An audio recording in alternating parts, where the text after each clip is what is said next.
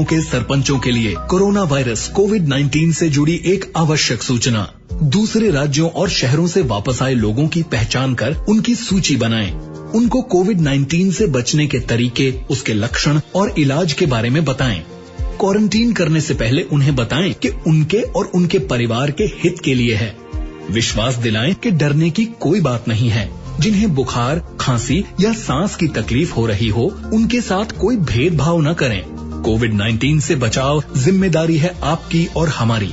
अधिक जानकारी के लिए अपने जिला मजिस्ट्रेट या मुख्य जिला चिकित्सा अधिकारी से संपर्क करें या भारत सरकार के हेल्पलाइन नंबर 1075 पर कॉल करें। कोविड-19 जागरूकता कार्यक्रम के सभी श्रोताओं को दीपक हटवार का नमस्कार। रिश्ता, ये शब्द है तो छोटा सा, मगर इसके भीतर कितने ही संबंधों की कहानी छुपी हुई है। ये संबंध सिर्फ संबंध ही नहीं, बल्कि प्रेम, विश्वास, त्याग और समर्पण की वो पूंजी है जिसका मूल्यांकन किसी भी राशि या दौलत से नहीं किया जा सकता। एक दूसरे की भावना के जल से सिंचित संबंधों की इस धरा पर रिश्तों के पौधे जब अंकुरित होते हैं, तब यही पौधे ऐसे वृक्षों का रूप लेते हैं जिसकी छाया में जीवन की सारी आकांक्षाएं पुष्पित और पल्लवित होती हैं। तो आइए श्रोताओं, आज हम इस कार्यक्रम में इसी विषय पर चर्चा करें कि कोरोना काल के दौरान घर घर में रिश्तों की अहमियत और कितनी बढ़ गई है। हमने बातचीत की श्रीमती प्रज्ञा त्रिवेदी से। प्रज्ञा त्रिवेदी जी, आकाशवाणी की ओर से हम आपका हार्दिक स्वागत करते हैं।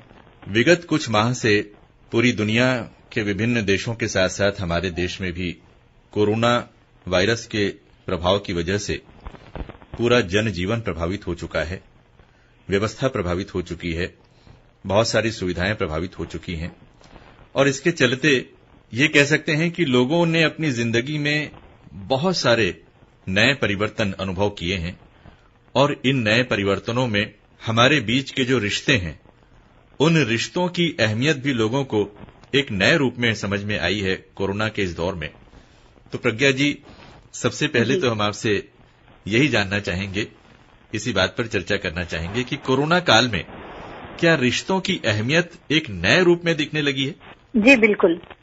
पहले ये होता था कि घर के पुरुष बाहर रहा करते थे कामकाज की वजह से जी, तो महिलाएं घर के सारे प्रबंध देखती थी। वो महिलाएं भी जो कामकाजी हैं और जो हाउसवाइफ्स हैं, दोनों की बात कर रही हूँ। तो हाउसवाइफ्स के भी बहुत सारे काम होते थे जो पुरुषों को घर में रहने की वजह से पता चले, और कामकाजी महिलाओं के भी ऐसे काम हैं जो बाहर नौकरियां करने के बाद जब वो घर आती हैं और फिर सारे काम संभालती थी। तो जब ये घर में रहे तो इनको पता चला कि इतने तरीके के काम होते हैं घर में, बहुत सारी छोटे चीजें हैं जो खाना बनाने के अलावा बहुत सारे काम होते हैं। तो ये पता चला लॉकडाउन के दौरान, और ये रिश्तों में ये सबसे बड़ी अहम बात रही। प्रज्ञा जी, इस कोरोना काल में जो पारिवारिक माहौल है और जो रहन सहन है, इसमें क्या क्या परिवर्तन आए हैं?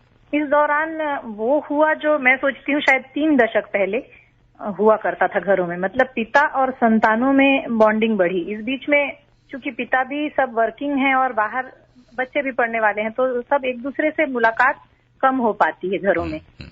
तो ये लॉकडाउन के दौरान सभी चूंकि घर में रहे तो सभी की आपस में बॉन्डिंग बढ़ी, और एक सहयोगी जो घर पे होती है, काम करने वाली सहयोगी, जो चूंकि नहीं आ रही थी किसी घर में, तो सभी ने, बच्चों ने भी ये देखा और पुरुषों ने भी घर के ये देखा कि घर पे क्या क्या काम होता है। तो उन लोगों का सहयोग बहुत मिला उन कामों में भी जो कभी पुरुषों के लिए नहीं थे ऐसा माना जाता था, लेकिन सारे कामों में हेल्प मिली सभी की। तो ये एक परिवर्तन रहा इन दौरान। और रहन सहन में क्या परिवर्तन आए हैं? रहन सहन में मैंने देखा 2 तरीके का हुआ। एक, लोग बहुत जल्दी उठना शुरू किए, जल्दी सोना समय से, और हेल्थ की ओर लोगों का ध्यान ज्यादा, मतलब सजग हो गए। मैंने देखा कि इस बीच में जो लोग बहुत हेल्थ को ध्यान में नहीं रखते थे, बहुत उसको दीगर मानते थे, अपने स्वास्थ्य को लेकर चिंतित नहीं रहते थे, हम में सब ठीक है ये मानते थे, वो लोग भी धीरे धीरे जब ये चीजें सामने आई कि कोरोना के विषय में ही सही, लेकिन कोरोना की वजह से और चीजों में भी वे सजग हो गए, सफाई के प्रति हो गए, अपने शरीर के प्रति हो गए, और जल्दी उठना, थोड़ा बहुत व्यायाम करना, जल्दी सोना, तो ये चीजें बदली हैं। और कहीं कहीं तो ये भी नजर आया ना कि अब ऑफिस जाने की जल्दी नहीं है तो आराम से सो के उठेंगे। ये नकारात्मक बातों में जरूर आया, मैंने देखा कि ये इसे नकारात्मक परिवर्तनों में देख सकते हैं हम कि ऐसा भी हुआ किसी किसी घर में कि लेट उठे लोग, लेट सोए, बहुत ज्यादा सोशल मीडिया का उपयोग होने के कारण उसके आदी हो गए, तो वो जो एडिक्शन से निकलना अब जब धीरे धीरे जब अनलॉक हो रहा है तो वो मुश्किलें आ रही हैं कि एक हैबिट हो गई जो आपके जीवन में घुस गया बहुत ज्यादा सोशल मीडिया, तो उससे निकलना एक थोड़ा सा मुश्किल भरा लगने लगा है। जी प्रज्ञा जी, आपसे आगे हम रिश्तों पर और भी बातचीत करेंगे, लेकिन उससे पहले मन कर रहा है कि आपकी पसंद का कोई गीत सुना जाए। मैं साथी हाथ बढ़ाना साथी रे ये सुनना चाहती हूँ। एक अकेला थक जाएगा मिलकर बोझ उठाना। जी, फिर नया दौर इस दौरान मैंने ये गाना बड़ा लगा कि ये बिल्कुल उपयुक्त है इस समय में। सुनते हैं आपकी पसंद पर फिल्म नया दौर का ये गीत।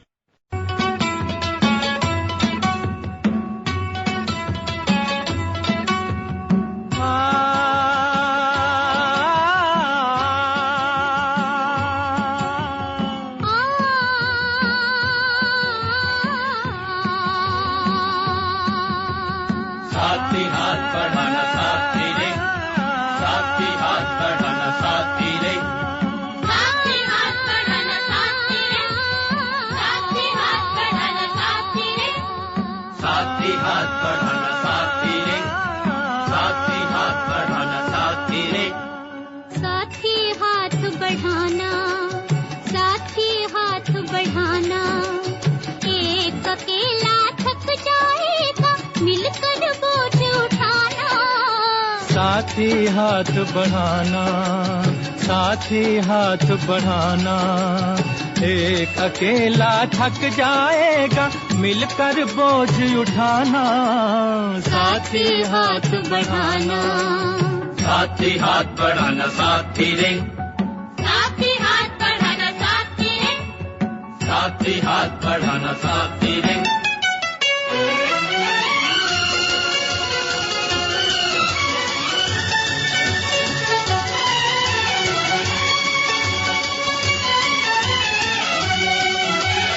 हम मेहनत वालों ने जब भी मिलकर कदम बढ़ाया, सागर ने रास्ता छोड़ा पर्वत ने शीश झुकाया। फौलादी है सीने अपने, फौलादी है बाहें, फौलादी है सीने अपने, फौलादी है बाहें। हम चाहें तो पैदा कर दें चट्टानों में राहें, हम चाहें तो पैदा कर दें चट्टानों में राहें। साथी हाथ बढ़ाना, साथी हाथ बढ़ाना, एक अकेला थक जाएगा मिलकर बोझ उठाना। साथी हाथ बढ़ाना, साथी हाथ बढ़ाना साथी रे, साथी हाथ बढ़ाना साथी रे, साथी हाथ बढ़ाना साथी रे।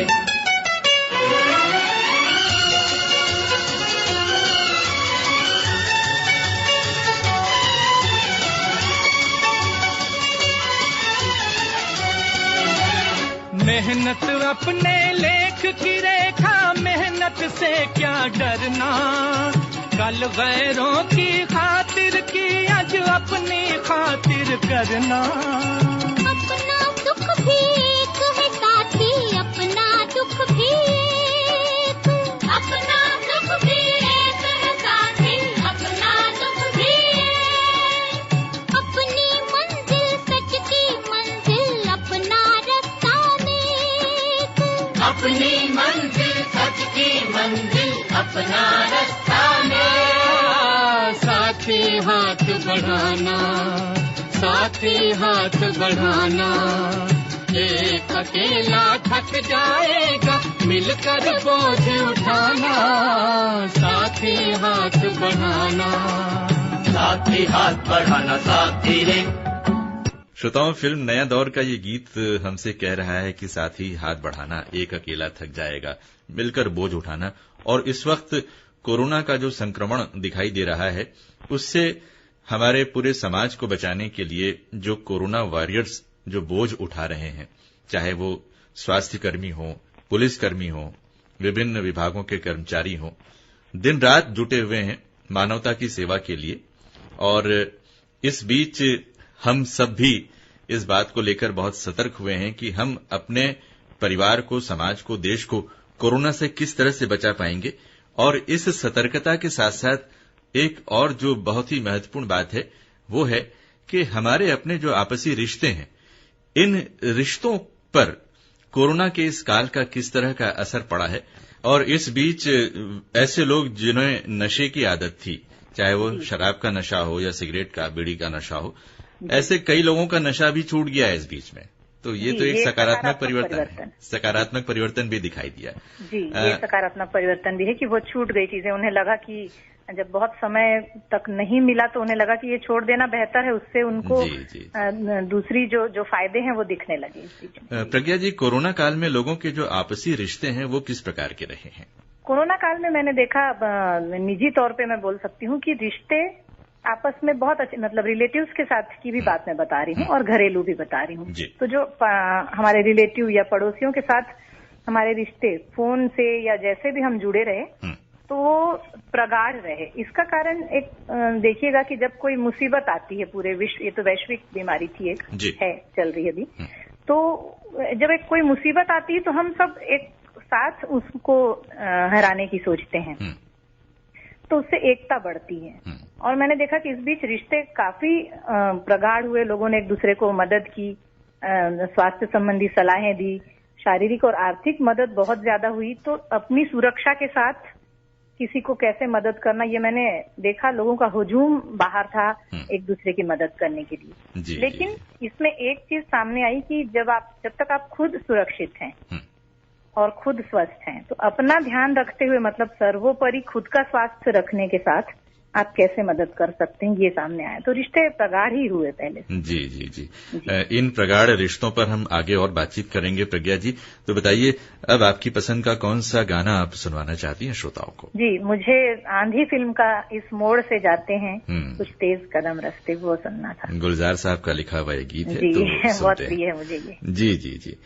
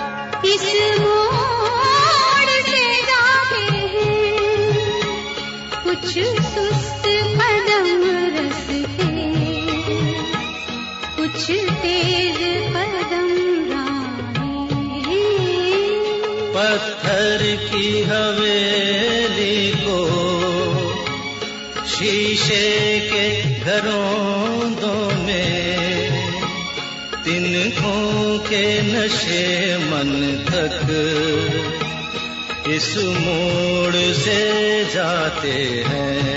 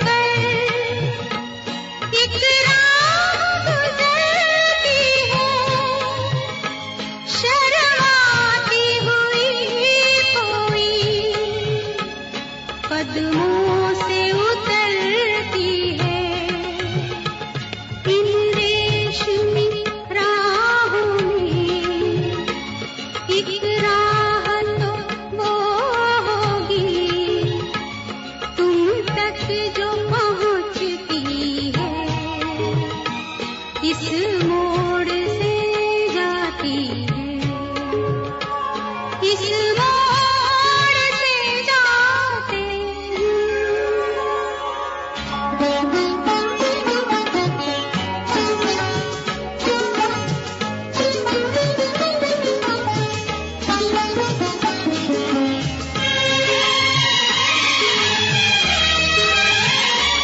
एक दूर से आती है, पास आके पलटती है। एक दूर से आती है, पास आके पलटती है।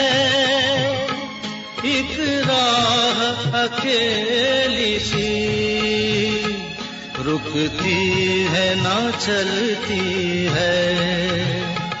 ये सोच के बैठी हूँ एक राह तो वो होगी तुम तक जो पहुंचती है, इस मोड़ से जाते हैं, इस मोड़ से जाते हैं।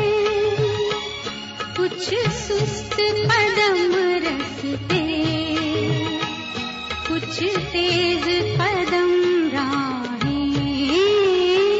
पत्थर की हवेली को शीशे के घरों में, तिनकों के नशे मन तक इस मोड़ से जाते हैं। इस मोड़ से जाते हैं। इंसान की जिंदगी में बहुत सारे मोड़ ऐसे आते हैं जहां उसे तय करना होता है कि वो किस तरफ जाए। और इस वक्त कोरोना काल के इस दौर में भी प्रज्ञा जी, बहुत सारे लोगों के सामने बहुत सारे सवाल आए हैं। इस बात को लेकर सवाल आए हैं कि किस तरह से हम इस समय का उपयोग करें, जहां इन दिनों लॉकडाउन की स्थिति का भी हमें सामना करना पड़ रहा है। जी। और जब व्यक्ति को लॉकडाउन की स्थिति का सामना करना पड़ता है तो वहां पर बहुत सारा खाली समय भी हमारे पास होता है कि आखिर इस खाली समय को हम किस तरह से उपयोगी बना सकें। तो क्या कहना चाहेंगे हमारे श्रोताओं के लिए आप? इस बीच में एक बहुत अच्छा परिवर्तन आया। मैंने देखा कि गृहिणी हो या कलाकार हो, स्त्री पुरुष बच्चे, सभी ने इस बीच में अपनी क्रियात्मकता, रचनात्मकता को बहुत संवारा, नया सीखा, या जो पहले से जिनमें कला थी उसको और बेहतर करने की कोशिश की। बड़े बड़े कलाकारों ने हमने देखा कि घर पे रियाज किया। जो लोग बॉडी बिल्डिंग से संबंध रखते थे तो वो घर पे ही उन्होंने अपना एक जिम जैसा बना लिया। मतलब सुविधाएं नहीं होते हुए भी किस तरीके से कुछ इनोवेटिव करके अपना काम निकाल लेना। तो ये सब आया सभी में, स्त्री पुरुषों में। और सबसे बड़ी बात मैंने देखा कि कलाकार, चूंकि कला से हम लोग जुड़े हुए हैं, तो लगता है कि कलाकारों ने एक नया तरीका भी निकाला। मंचीय कार्यक्रम चूंकि नहीं हो रहे थे, इस बीच में नहीं हो रहे हैं अभी भी, तो किसी तरह सोशल मीडिया के माध्यम से या फोन वगैरह के माध्यम से लोगों से कैसे जुड़े रहें, अपनी कला का प्रदर्शन कैसे करते रहें या उसको कैसे निखारते रहें, ये सीखा। और सबसे बड़ी बात कि गृहिणियों ने व्यंजनों से लेकर अपनी कला तक को सोशल मीडिया के माध्यम से सब तक पहुंचाया। और ये टेक्निक भी सीखी। पहले वो बच्चों से ये सब करवाती थी, जैसे वीडियो बनाना उसे आ गया लेकिन उसे अपलोड करना नहीं आता था। तो ये सारी टेक्निक्स उसने सीखी कि मैं किस तरीके से खुद ये सब कर सकती हूँ। तो सब स्वावलंबी हुए, एक शब्द में अगर कहूँ तो सब स्वावलंबी हो गए हर एक मामले में, चाहे तकनीकी मामलों में हो चाहे और भी। बहुत सारी चीजें लोगों ने सीखी हैं। जी, नई सीखी। प्रज्ञा जी, वैसे संगीत की जहां तक हम बात करें तो इन दिनों तो एक बहार सी आ गई है सोशल मीडिया में, खासकर लाइव प्रेजेंटेशन को लेकर। और जो काम पहले टेलीविजन के माध्यम से हुआ करता था, लोग अपने घर में बैठकर टेलीविजन पर किसी का प्रोग्राम देखा करते थे, अब ये सारी चीजें तो मोबाइल के माध्यम से बड़ी आसानी से हो जाती है। और आप उस सोशल मीडिया में जाएं और लाइव के उसको चयन करके अपनी खुद की प्रस्तुति आप सैकड़ों लोगों को दिखा सकते हैं। तो ये जो दौर जो शुरू हुआ है, एक नया दौर जो शुरू हुआ है लाइव प्रेजेंटेशन का, ये किस तरह से कलाकारों को लोगों के बीच में स्थापित कर रहा है? ये एक तरह से तो अच्छा है। अच्छा इस तरह से बोल सकती हूँ मैं कि जिनको सिर्फ कला का प्रदर्शन करना है या उनका वो प्रोफेशन नहीं है अगर जी, तो ठीक है, लेकिन कुछ कलाकार ऐसे हैं जो कला जिनका प्रोफेशन है, व्यवसाय है, तो उनके साथ मैंने वो दिक्कतें देखी। ये एक नकारात्मक बातों में आ सकता है कि उनके साथ दिक्कत देखी कि वो चूंकि लाइव प्रदर्शन में वैसी कोई बात नहीं होती कि व्यावसायिकता वाली, तो वो सिर्फ प्रदर्शन कर सकते हैं और लेकिन इससे कोई व्यावसायिकता उनकी प्रभावित नहीं हो रही थी, मतलब उससे कोई लाभ नहीं हो रहा था उनको। तो कलाकार पहुंच सके इतना मैं मान सकती हूँ बस। और एक चीज और कहना चाहेंगे हम प्रज्ञा जी कि अगर आप सैकड़ों लोगों तक अपनी प्रस्तुति पहुंचा रहे हैं तो इस बात को लेकर भी आश्वस्त हो जाइए कि आपकी प्रस्तुति का स्तर भी अच्छा हो। हाँ, ये तो है जी। मतलब ये नहीं हो कि आप केवल बाथरूम तक गाने वाले हैं और आप लाइव आ गए और आप लोगों से कह रहे हैं कि मुझे सुनिए आप लाइव। जी, ये तो बिल्कुल मानती हूँ कि इस बीच में बाढ़ भी आई एक गायकों की, और जिन्हें बहुत ज्यादा सुरों का या ताल का अभ्यास नहीं है या ज्ञान नहीं है, उन्हें भी लगा कि नहीं मुझे ये करना चाहिए करके। तो मैं सोचती हूँ कि ये देखने वाले व्यूअर्स आपको छांट लेते हैं खुद। हाँ, बिल्कुल। और जो अच्छा होगा वो खुद देखना चाहते हैं। तो मीडिया में तो हर तरीके की चीजें हैं, लेकिन उसमें से लोग अच्छा चुन लेते हैं, ये लोगों की खासियत है जी। और जहां तक अच्छा संगीत सुनने की बात है तो हमारे फिल्म संगीत के खजाने में तो हजारों गीत ऐसे हैं कि जिन्हें बार बार सुनने को मन करता है। तो अब बताइए, आपकी पसंद का कौन सा गीत आप सुनवाना चाहती हैं? मुझे एक गीत बहुत पसंद है, अभिमान फिल्म का, तेरी बिंदिया रे। जी, आप थोड़ा सा गा के भी सुना दें, हमने सुना है कि आप गाती भी हैं। जी।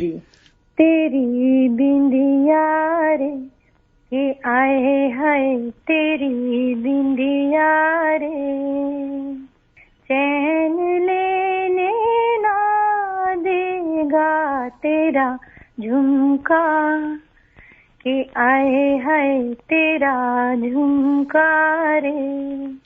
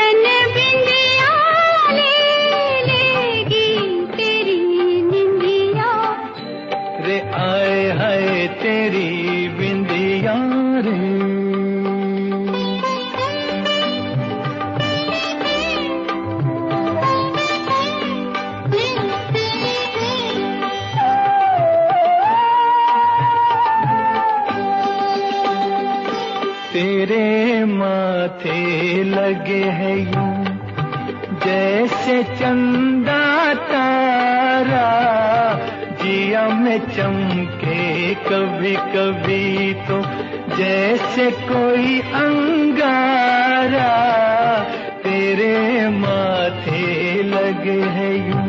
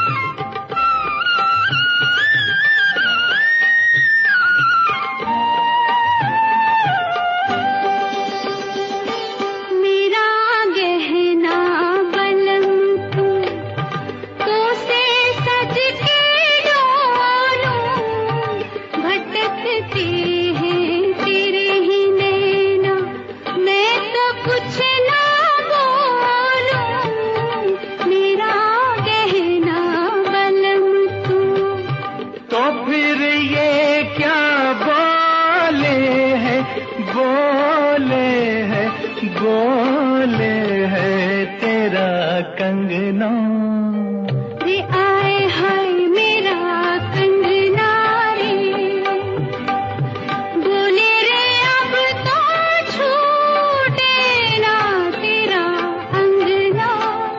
रे आए हाय तेरा कंगना रे।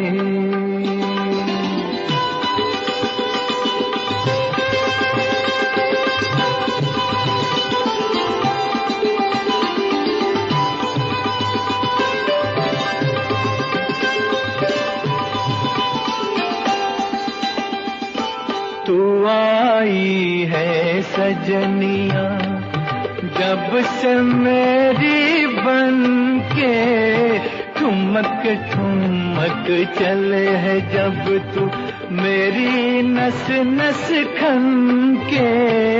तू आई है सजनिया। सजन अब तो, सजन अब तो छूटे ना, छूटे ना, छूटे ना तेरा अंगना। रे आए हाय तेरा कंगना रे। सजन अब तो छूटे ना तेरा अंगना। रे आए हाय तेरा अंगना रे। श्रोताओं, इस वक्त हमारे इस कार्यक्रम में कोरोना काल में रिश्तों की अहमियत पर एक खास बातचीत चल रही है और हमारे साथ हैं श्रीमती प्रज्ञा त्रिवेदी जी। प्रज्ञा जी, इस कोरोना काल ने बहुत सारे अभिभावकों को मजबूर कर दिया। वे अभिभावक जो अपने बच्चों को पढ़ाई के लिए विदेश भेजना चाहते थे या चाहते हैं, या अपने शहर से दूर किसी अच्छी कॉलेज में पढ़ाना चाहते हैं, उनको भी इस कोरोना काल ने बच्चों को समीप लाने के लिए मजबूर कर दिया। तो किस किस रूप में अब इसके बाद का समय आपको दिखाई देता है? क्या कहना चाहेंगे इसके बारे में आप? जहाँ तक विदेशों में अवसर की बात है, मैं निजी तौर पर बताऊं कि मैं इसकी बहुत ज्यादा पक्षधर इसलिए नहीं रही कि मेरा ये मानना है कि अपने देश में ढेरों संभावनाएं हैं, उच्च शिक्षा की भी और नौकरियों की भी। अगर आप संभावनाएं तलाशते हैं तो आपको मिलती है, और आप अगर योग्य हैं तो आपको वैसी योग्य नौकरियां भी मिल जाती हैं। देश में कमी नहीं है कहीं भी रोजगार की। तो एक तो ये कि आप अपनी योग्यता संवारें, और जब योग्यता संवर जाती है तो आप विदेश में जाके अगर अपनी सेवाएं देते हैं तो आप अपनी ऊर्जा का उपयोग दूसरों की उन्नति में लगाते हैं, ऐसा मैं मानती हूँ। तो खुद की उन्नति, अगर आप अपने देश में काम करते हैं तो यहाँ खुद की उन्नति होती है, यहाँ के युवा यहीं रहें अगर। दूसरा, देश के भीतर की बात है कि अगर आप अपने गांव से या छोटे शहर से किसी बड़े शहर में पढ़ने जाना चाह रहे थे और कोरोना काल के दौरान ये नहीं संभव हो पाया, तो मैं मानती हूँ कि ये तो सामयिक है। कोई महामारी आती है तो 9 महीने, 10 महीने या साल भर के लिए स्थितियां थोड़ी सी परिवर्तित लग सकती हैं। उसके बाद आप कर सकते हैं। क्योंकि मैंने एक बात मुझे बहुत अच्छी लगी, एक उद्योगपति बहुत बड़े हमारे देश के सम्माननीय हैं, उन्होंने ये कहा कि ये साल सिर्फ जिंदा रहने का साल है, ये जीवित रहने का साल है, ये आर्थिक उन्नति का साल नहीं है। आप एक साल नहीं कमाएंगे तो चल जाएगा, या आप एक साल, मैं सोचती हूँ कि अगर बच्चे थोड़ा सा पिछड़ गए पढ़ाई में तो कोई परिवर्तन बहुत ज्यादा नहीं आने वाला, ये मेरी निजी सोच है। लेकिन अगर वे स्वस्थ रहते हैं तो स्वास्थ्य सबसे बड़ा धन है, ये मैं मानती हूँ। तो ये सबसे पहले तो ये ध्यान रखना है कि हम अपना स्वास्थ्य का ध्यान रखें, और उसके बाद अगर संभावनाएं मिलती हैं तो हम अपने ही देश के भीतर पढ़ाई के लिए जा सकते हैं, बिल्कुल। हाँ, लेकिन एक बात है कि जब बच्चे माता पिता के पास रह के पढ़ते हैं तो बहुत सारी इसमें दूसरे सकारात्मक फायदे नजर आते हैं। वो माता पिता और बच्चा ही समझ सकता है इस बात को। बहुत सारे अभिभावकों के मन में बच्चों के भविष्य को लेकर भी एक चिंता है प्रज्ञा जी कि अब हम क्या करें इस दौर में। क्या कहना चाहेंगे आप उन अभिभावकों के लिए? मैं उनसे यही कहना चाहती हूँ कि अगर आपका बच्चा बड़ा है, मतलब करियर के बिल्कुल किसी पॉइंट पे खड़ा है, 12वीं में था या कॉलेज उसका पूरा हो गया या बिल्कुल कोई डिग्री पूरी हो गई और नौकरी के कगार पे था, जैसे मेरी खुद की एक बच्ची बिल्कुल ये था कि डिग्री पूरी हो गई उसकी, लेकिन हम लोगों ने बोला कि 1 साल और नहीं सही, आप अगर स्वस्थ हैं तो वो सबसे बड़ी नेमत है। 1 साल बाद भी अगर आप अपना करियर शुरू करते हैं तो उसमें कोई बहुत ज्यादा फर्क नहीं पड़ जाएगा आपकी जिंदगी में। लेकिन अगर आप बीमार होते हैं तो जितना पीछे हम हो जाएंगे वो मानसिक रूप से और तरीकों से, तो वो हम सोच भी नहीं सकते। तो ऐसा जोखिम उठाने से बेहतर है कि स्वास्थ्य का ध्यान सबसे पहले रखा जाए। माता पिता से, मैं जो छोटे बच्चों के पेरेंट्स हैं उनसे ये कहना चाहूंगी कि 10वीं तक के पेरेंट्स तो बिल्कुल भी चिंता ना करें, क्योंकि कुछ भी फर्क नहीं पड़ता अगर 10 महीने का एक सेशन पिछड़ जाता है या बच्चा उसमें थोड़ा सा कम अच्छा कर पाता है, कम पढ़ाई हो पाई, ऑनलाइन पढ़ाई हो रही तो बहुत ज्यादा हो सकता है कि सक्सेसफुली ना हो पाए, तो इसमें चिंता करने की जरूरत नहीं है। पूरी सभी चीजें पटरी पे आ जाती है। जितनी अंधेरी रात होती है, मेरा मानना है कि उतनी ही चमकीली सुबह होती है। तो आगे बहुत अच्छे अपॉर्चुनिटीज भी मिलेंगी और शिक्षा नीति भी अभी इस बीच में बदली है, तो बेहतर ही देखने को मिलेगा आगे, ऐसी उम्मीद। 10वीं के बाद के विद्यार्थियों के लिए क्या कहना चाहेंगे जो 11वीं 12वीं में गए हैं? जी, इनके लिए ये कहना चाहूंगी कि ये थोड़ा सा टर्निंग पॉइंट होता है, उच्च शिक्षा में जाने के रास्ते में होते हैं बच्चे उस समय। तो इनके लिए एक बात कहना चाहूंगी कि धैर्य बनाए रखें इस समय। दूसरा कि निगेटिव ना सोचें। आप एक साल ये मान लीजिए कि आपने ड्रॉप लिया है, ड्रॉप भी लेते हैं बहुत सारे लोग। अगर आपने ड्रॉप लिया है ये साल, तो उसको पढ़ाई का साल मान के, या नहीं भी लिया है तो अपनी आगे की तैयारियों के लिए ये मान लीजिए कि ये जो समय है जहाँ पे आप रुके हुए हैं, तो वहाँ आपको रुके नहीं रहना है। रुके हैं ये मानेंगे तो आप दुखी होंगे, आपको नकारात्मक विचार आएंगे, आपको लगेगा कि मैं पिछड़ गया हूँ या पिछड़ गई हूँ। तो इससे बेहतर है कि अपनी बेहतरी में ये समय लगाएं। जो भी 9-10 महीने का समय गैप आ रहा है, अपनी बेहतरी में लगाएंगे तो इससे बेहतर अपॉर्चुनिटीज आपको मिलेगी। तो 10वीं और 12वीं के लिए है कि कॉम्पिटिटिव एग्जाम्स की तैयारी अगर वो कर रहे थे तो करते रहें। आगे जब भी परीक्षाएं होंगी तो उनको बेहतर करने का मौका मिलेगा, क्योंकि ये 9-10 महीने का एक अंतराल मिल जाएगा तैयारी के लिए। जी जी जी जी, जी। तो प्रज्ञा जी, आगे हम आपसे और बातचीत करेंगे, उससे पहले बताइए आपकी पसंद का कौन सा गाना सुनवाएं? मुझे एक सेमी क्लासिकल गीत सुनना है आपसे, बोले रे पपीहरा। ये फिल्म है गुड्डी, तो सुनते हैं आपकी पसंद पर फिल्म गुड्डी का ये गीत।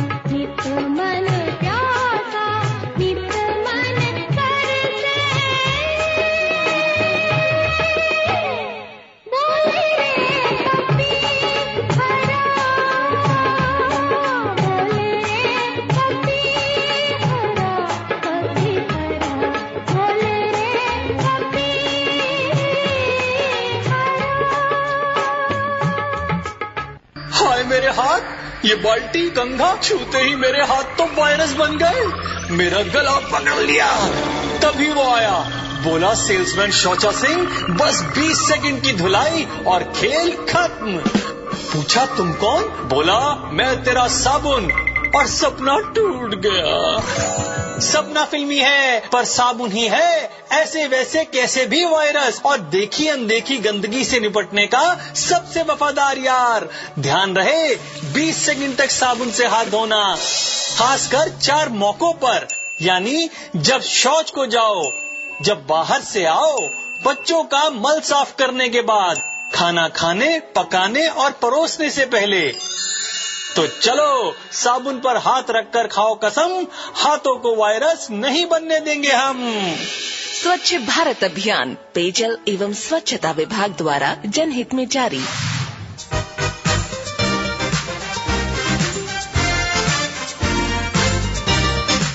इस वक्त गीत संगीत के साथ कोरोना काल में रिश्तों की अहमियत पर हम बातचीत करने जा रहे हैं। और श्रोताओं, जहां तक बहुत सारे युवाओं की बात है तो आमतौर पर अपने करियर को लेकर या जॉब को लेकर युवा जो हैं वो उड़ान भर रहे थे, लेकिन कोरोना काल की वजह से बहुत सारे युवाओं को उस उड़ान को कुछ महीने के लिए स्थगित करना पड़ा है, या बहुत से युवा जो अपने घर में रहकर वर्क फ्रॉम होम के जरिए अपनी सेवाएं दे रहे हैं।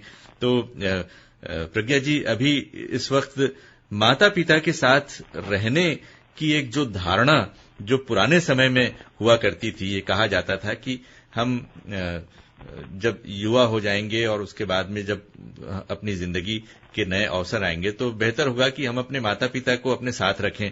और आज के इस दौर में, आधुनिक इस युग में, बहुत से माता पिता जो हैं वो अपने बच्चों से दूर रहते हैं, कोई ना कोई कारण होता है उसका। तो ये जो माता पिता के साथ रहने की ये जो धारणा है, क्या इसको भी कोरोना काल ने थोड़ा सा बल दिया है? बिल्कुल।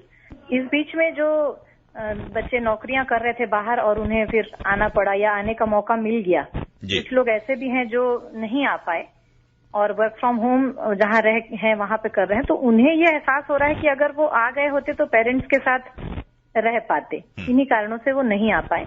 लेकिन जो साथ में हैं और वर्क फ्रॉम होम कर रहे हैं बच्चे, उनके लिए इससे ज्यादा अच्छी कोई सुखद बात नहीं हो सकती कि वे अपने पेरेंट्स के साथ हैं, अपनी माँ के हाथों से बना खाना खा रहे हैं और एक मानसिक सपोर्ट जो परिवार देता है जी, वो सपोर्ट वो पा रहे हैं। ये दोनों में जो डिफरेंस है, अंतर है, वो ये देखेंगे बच्चे कि क्योंकि 12वीं पढ़ने के बाद अगर उसकी डिग्री बाहर हुई और वहीं नौकरी लग गई तो बच्चा लगभग 12वीं क्लास से बाहर होता है जी।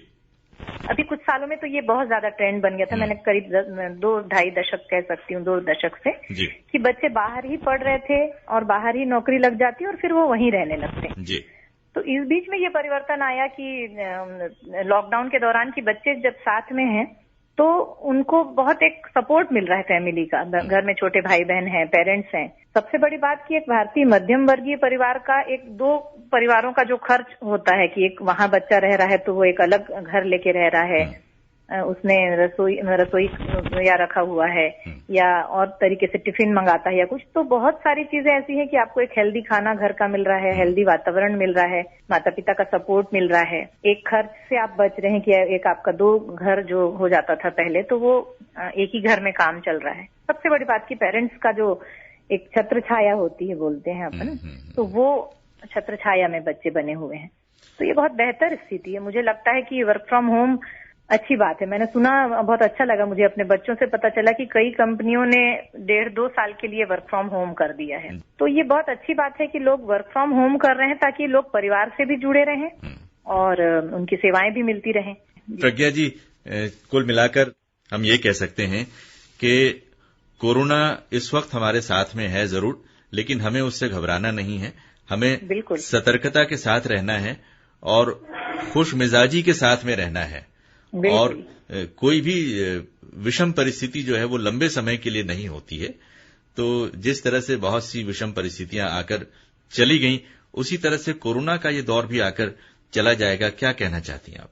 बिल्कुल, ये कोई भी दुख मैं मानती हूँ कि बहुत कम समय, मतलब सुखों को चूंकि हम गिनते नहीं है इसलिए वो लाइफ में बने रहते हैं और हम उनकी कद्र नहीं कर पाते। तो दुख या परेशानियां या कोई छोटी मोटी दिक्कतें आती ही इसलिए हैं कि आप दोनों में अंतर कर सकें जी। कि आपके सुख क्या थे।